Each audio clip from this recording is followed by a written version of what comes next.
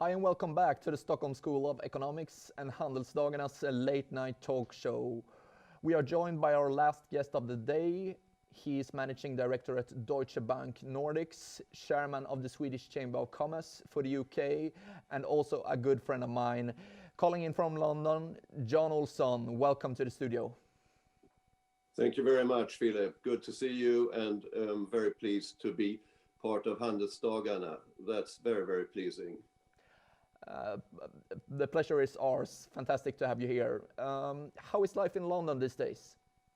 It's for me, I mean, a lot of people love these new words like lockdown and social distancing. I have to say I'm far away from all that, and I like the freedom and to move around and so on, and that's exactly what it's not. So I'm not that pleased at the moment, but I'm positive that we're getting out of this very soon. So I'm looking forward to that because my life is very different outside of lockdown. So now I'm living an opposite lifestyle to what I'm used to, but I like my other lifestyle much better, but I'm sure it's for a lot of people like that. Yeah, I understand. It's a special situation in London for sure. You're working from home, I understand. Lots of Zoom meetings. Yes, I'm working from home, and I haven't been in the office for several months. However, I try to get out from time to time. I was in Mexico here 2 weeks ago for a family reunion that had to be there. So it happens that I'm out also. So I get out every once in a while. That's great to hear.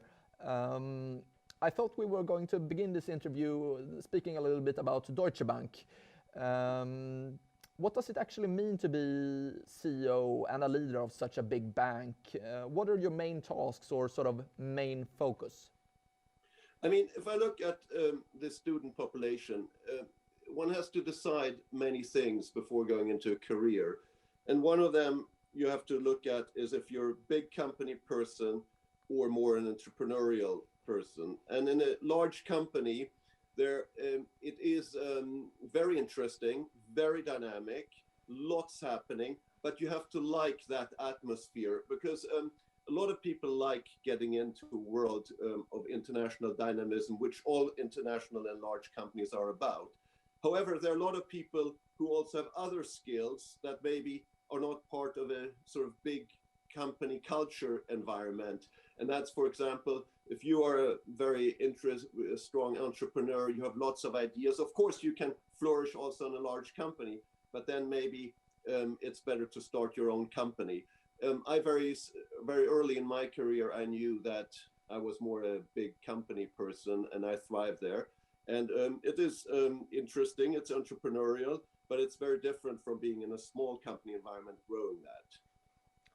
Great answer. So is it the actual big company culture that you enjoy the most about Deutsche Bank and being CEO there, or what's your favorite thing about your work? Yes, you have to like to be around people. Sometimes you're not in charge of your own destiny. You have to go to meetings that you maybe don't want to go to. You're always part of a community, sort of a common theme, sort of a common denominator. And I like that because you have to be flexible then and join that denominator, so to say. And you have to thrive in that. And many people who come in like it for a while, but not maybe for a career, because there are some sort of constraints, but there are many positives too. As with everything you do, everything is not 100% always. There are pluses and minuses. The pluses in a job like mine is it's unbelievably interesting. You meet tons of people, you meet tons of companies all across the globe. You travel a lot, it's very exciting. So that's all the positive aspects. Some of the sort of question marks or negative aspects that you're not always in control of your destiny. Sometimes there are political decisions. Sometimes there are decisions in terms of geography, in terms of strategy and so on. Maybe you like it, maybe you don't. But in the long run, it normally turns out in the right way. So in a big company, you have to be in there for the long run and not for the short run, because in the short run, there are many things that go against you sometimes. But the big picture always comes out right. Not always, but often. Yeah, I totally agree with that. And you say that you knew early in life that you wanted to pursue a career in finance. Was it this before your studies, or was it during your studies you found this interest? It was during my studies. I studied in the United States and in the United Kingdom. So I came from a very international background, and I looked at sort of, and I think it's very important to look at yourself. What are your skills and what do you like? Rather than listening to my friends and the community that I'm sort of the friends around me, but I didn't listen so much to them because I decided to do something that I like and that suits my skills. Because often, and the danger is when you go to a school like a university, you always have a lot of peer pressure, and there's always that new field that or that new sort of sector that you have to join, or even a company sometimes specific. Many of the companies that were super in when I was at school are out right now. They don't exist, many of them. So don't take any short-term decisions like that, and don't listen to your friends. Your friends are often wrong because they don't know your skills exactly. So look at yourself and decide where you want to go and what you want to do. If you are a social person and are very good with people, then maybe a large company is for you. Are you sort of a mathematical person and very analytical? Yes, there are lots of places for you in a large company, but maybe there are other things ought to do too. So it's a little bit, you have to decide and analyze yourself very carefully and then decide. And don't listen to your parents and to other peer pressures that you have, because they are often wrong in terms of your skills, unfortunately. So trust your instincts then. Yes, And instincts, and you're a little bit, instinct is very important. I agree with you, because you have to take risks. Because if you don't take risks, for example, if you if you're always in control, you're not driving fast enough. That's normally what Formula One drivers say. Mario Andretti said that, for example, and that I believe in. You have to take risks. You have to have instinct, and your instincts are often right, but not always. And what I tend to see when students come from university, that they're extremely analytical and they always want to come to the right answer before the event happens. And unfortunately, like an M&A transaction, before you buy the target. But unfortunately, often you don't have all the information, and you will never reach that status that you have everything on the table and can analyze everything. And that's the gut feeling and the instinct. And that makes great people and great careers. good answer. John, you mentioned that you had studied in both the US and in the UK. I think it was Yes. at both at the Wharton School and at LSE. Can you tell us a little bit about your time at university? Did you have any favorite courses or professors? Yeah. My time at university, I found the environment was extremely competitive, especially in the US. I went to Pomona College in Los Angeles and the Wharton School in Pennsylvania and Philadelphia. And if you take Wharton, for example, highly competitive, lots of hype around the campus and so on. And I felt that pressure from every sort of corners. There were companies constantly there, and people told you this and that and so on. And it was a little bit confusing sometimes, because you sort of think suddenly that you are the CEO, you are a C-suite member, and then you come out of Wharton and notice that it's the opposite. You basically start at a lower level or low level in the company. And it's that, and I think at universities, that's what they don't teach you. And that is the grind, the longevity, to stay in there and fight your way. Because what I noticed is to deal with success is very easy. That was very easy for me to deal with success. So good feedback, positivity is always good. But unfortunately, successful people, in my opinion, are the ones that deal with failures. And failures come very often. And what I tend to see often when students come in, they're extremely successful. The CVs are very, very good. Lots of internships, lots of universities, and lots of international experience. And then you start your first job. And I'm not talking about the internship, a summer job, because the summer job is very different. Because an internship, you're not a competitor to the people around you at the job, because you know after 3 months, after 6 months or 2 months, it's over. And everybody in your environment knows that. However, if you join a company or an institution, you're part of that in a totally different way. and it's not as easy to opt out after a few months. That's a big decision, and then they, after a while, there are some failures, some mini failures. You sort of notice you're part of class one, and then certain people in your class are then promoted, but you're not promoted, or vice versa, you're promoted and others are not. And then you suddenly, a very successful person, deal with these mini failures. They're mini in the long run, they're very small failures, but I notice that's what people have different difficulties to cope with. So my view is that at universities, you should learn more about these things too, the whole psychology of failure and how it is to fail, because everybody will fail in one way or another. And to take that failure is very, very difficult, because if you have had positive feedback for a long period in your life, and then suddenly there's sort of a mini failure, you're not promoted suddenly, that's the typical one, or somebody criticizes you, they find you are too detailed orientated or too general or whatever. Because at work, everybody has a view, and a very different view than at the university. And that was, for me, very difficult to come from the Wharton School into the Deutsche Bank environment. So I thought I was sort of a mini CEO at Wharton, and I met all the great people there. And suddenly I was back in Germany in another environment. And then certain things happened there that were quite challenging. But then you had taken that decision and you were in Germany, and ultimately it worked out very well. But that's what I think is important, how to deal with these sort of events. And many top students who come from good universities, and there's so many good universities around the world, that's the biggest challenge for them to deal with that. Yeah. And speaking of competition, I know that you played a lot of tennis. Would you say that tennis has impacted your career, business life in some sense? Yes, of course. I meet a lot of interesting people, but it's not only through tennis or through all sports and all extracurricular activities. I encourage everybody to continue to do lots of that kind of stuff, because you meet interesting people. It opens your view, sort of your possibilities, the views you have. It gives some different inputs into your life.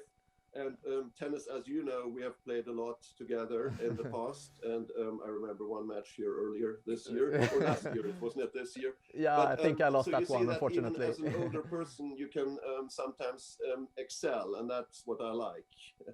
Yeah, I totally agree with that. Tennis is a fantastic sport indeed. John, you live in London, as you said. Do you think that London will maintain its position as financial center after Brexit?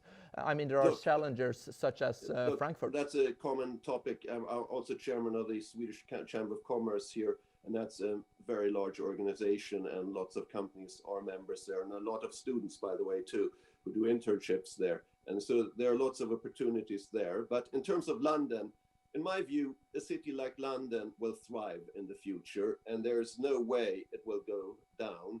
And I invest in London right now because I believe in London and the future. And to destroy a city like London due to COVID-19 or something like that it has an impact. Yes, it has a temporary impact, but in the long run, it's a hyper-creative environment. London has been there as a financial center for hundreds of years, will continue to be that, and there will be lots of opportunities. I will, for example, never move away from London. I will always have a home in London. And so I believe in a city like London in terms of the financial prospects. It's a global financial center. It will continue to be a global financial center. People are extremely creative in the environment here. So it has lots of opportunities. So I see no issues there at all. You mentioned the Swedish Chamber of Commerce and your role as chairman there. What would you say is the role of the Swedish Chamber of Commerce now after Brexit? Yeah, the role of the chamber is manifold. One role is to promote Swedish business in the UK, and the other one is to promote also and assist UK business in Sweden and the Nordic region, of course. And we have lots of members. It's very hyperactive. We have an M&A seminar that's coming up, by the way, in March, so you can see how we excel at these sort of webinars and so on. It's hugely successful, the chamber. I have to say, I'm extremely proud. We have a very, very good team there. We have a managing director, Peter Sundberg, that is incredible. We have a team around him that's incredible. and we have a lot of interesting students that have to make their internships there. So it's very, very interesting environment. And I think that's important to do other things besides just work at one institution. So I have lots of things like that, and that's one of them. And that's, of course, an exposed position because everybody knows the chamber. It gives you lots of views in terms of politics, business, culture, and everything else. Great answer. You touch Lots of upon great answers value. here. I hope the audience feels that too. Yeah, yeah, they do for sure. You mentioned a bit, you touch upon the importance of network. Would you say that that is the most important thing of a successful business leader, to have a large network, or what do you say would signify a good leader? You know what? A good leader is signified by a good leader. Lots of things identify and signifies a good leader. It's not just one thing. Like having a network. That's an important ingredient, but it's by no means the only ingredient. There are lots of people without a network who have made a fantastic career. So, in my opinion, lots of things go into an individual that has a successful career. One you mentioned is a network. That could be part of it. But the other thing is also having that tenacity, the grind, sticking to it, managing failures, managing successes, and constantly being there, and extremely hard work. So there are lots of the traditional values that are very, very important in terms of building and creating a successful career. And don't believe that network will solve it. If you have a lot of contacts, you might know a little bit more, but by no means is that an ingredient, the only ingredient to be a successful person. There are lots of other things that enter it, and often more the traditional values are enter into the equation. Yeah, and you mentioned managing failures. I mean, of course, leaders do mistakes. Do you have any favorite failure that you have managed, or that you feel that you have learned something from, or that in the long run has turned out to be something good? Just look, a good ingredient is always look at your diary every day, because I often have gone to the wrong meetings and so on, and that's of course a big failure, and it happens, unfortunately. So just the small little analytical things, look at the small things, and they create a positive and impactful day and do not lead to failures. But often failure is not associated with yourself, by the way. It's maybe associated with other individuals or other events.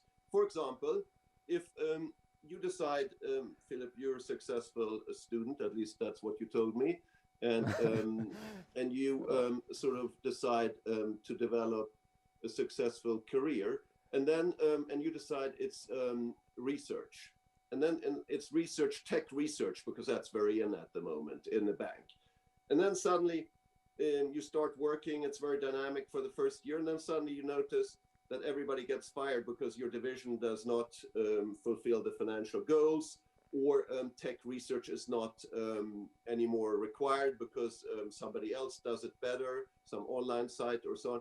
And then suddenly your career goes from being a pretty impressive career, sort of there are some issues. So you need to be flexible and develop a sort of route out of that. And that is, for me, very, very important. And often if you go in sort of the hot sectors, I never know what's hot at the universities, because every year it's something else, or every 2-3 years it changes. But don't go for trends and fads too much. Look at the future, look at companies that you believe are the right ones for yourself. That's, I think, important, because failure, you always believe that failure is associated with yourself. Most failures that I've seen, or many of them, are associated with other people and other trends that you're not even part of, and then it affects you. That's the way I see it. So being flexible and check your diary. Well, then. a great skill, Philip, is being to be adaptable and be sort of not focus on one thing, but have several skills.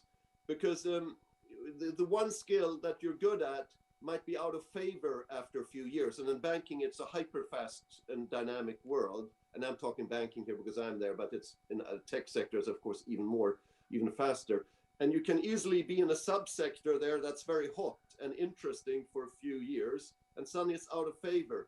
And to deal with that sort of progression from a hot sector to out of favor, that's not easy. And then you have to adapt. I had to adapt many times too. And you have to rejuvenate, sort of redo yourself, remake. Yeah. Jon, we have gotten some great pieces of advice from you tonight. And I would like you to please give some final piece of advice to the students, some career-wise. How do they become successful, and what environment should a newly graduated student from Handels look after?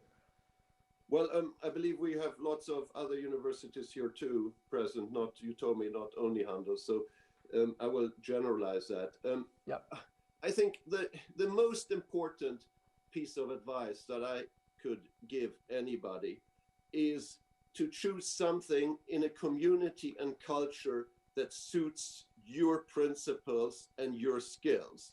That's a very general answer, but it's so true.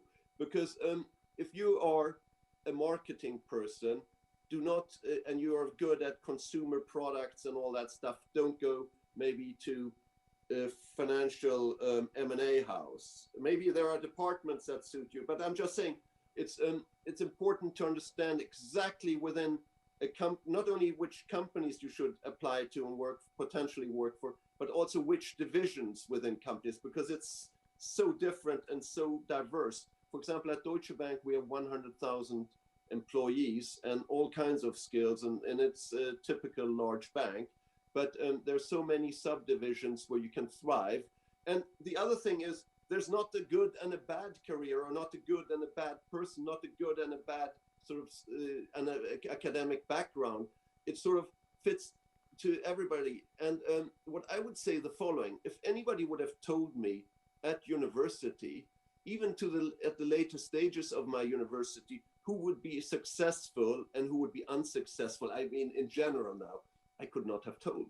I could not have identified the individuals, because it's so many things happen, and the outside influences during your career are so enormous that's very difficult to understand that. And who could take just Donald Trump as president? Would you have thought 10 years ago he would become president? Maybe not.